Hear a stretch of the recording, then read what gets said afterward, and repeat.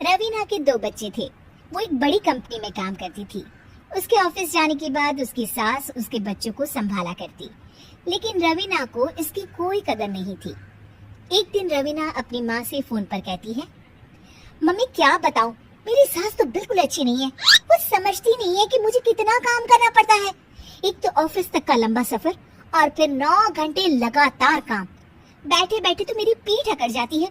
खुद तो सारा दिन घर में मजे करती है, जब मन करा सोए, जब मन किया खाए। तभी उसकी सास वहाँ आ जाती है। अच्छा माँ, मैं बाद में आपको फोन करती हूँ। जी मम्मी जी, कोई काम है क्या आपको? क्या हुआ? रवीना बहू, सारा दिन तो तू ऑफिस के मजे लेती है, लेकिन यहाँ ये बच्चे मुझे आराम भी नहीं करने देते। मेरी तो तबीयत खराब हो रही है। तो आपको लगता है कि मैं दफ्तर में मौज करती हूँ? आपको क्या समझाऊं, छोड़िए। माँ, काम करना भी जरूरी है। मजबूरी नहीं होती तो मैं खुद ही अपने बच्चों को देख लेती। अब आज तो छुट्टी है ना, आज तो कम से कम घर का काम कर ले। बहू काम शुरू करती है। बच्चे के साथ काम करना उसके लिए असंभव हो जाता है। वो जाकर बच्चा सास को देती है और कहती है, मम्मी जी जरा बच्चा तो पकड़ लीजिए, मैं घर का काम कैसे करूं? जैसे मैं करती हूँ रोज बच्चे के साथ।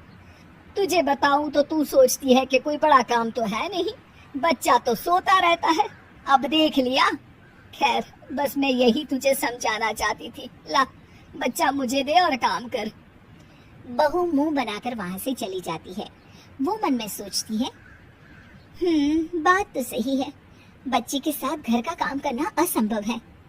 वो किसी तरह काम करती है और अगले दिन ऑफिस के लिए निकल जाती है। ऑफिस में उसकी सहेली उससे कहती है, यार तू तो बड़ी लकी है, तुझे तेरी सास खाना बना कर देती है, बच्चे भी देखती है और तुझे किसी बात की चिंता भी नहीं होने देती। अरे क्या लकी, बदले में मैं उन्हें पूरी कमाई जो दे देती हूँ और अपने बच्चे से दूर रहती हूँ, वो अलग। हर किसी को ना दूसरे की प्लेट में ज्यादा घी दिखता है। जा अपना काम कर।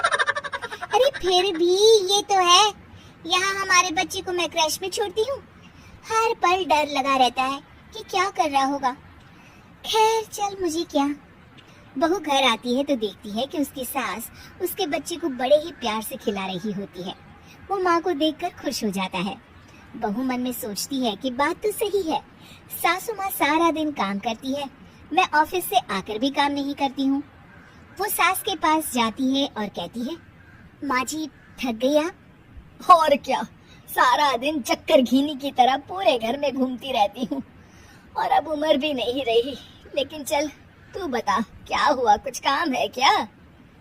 बहू कुछ नहीं कहती, मुस्कुराकर वहाँ से चली जाती है।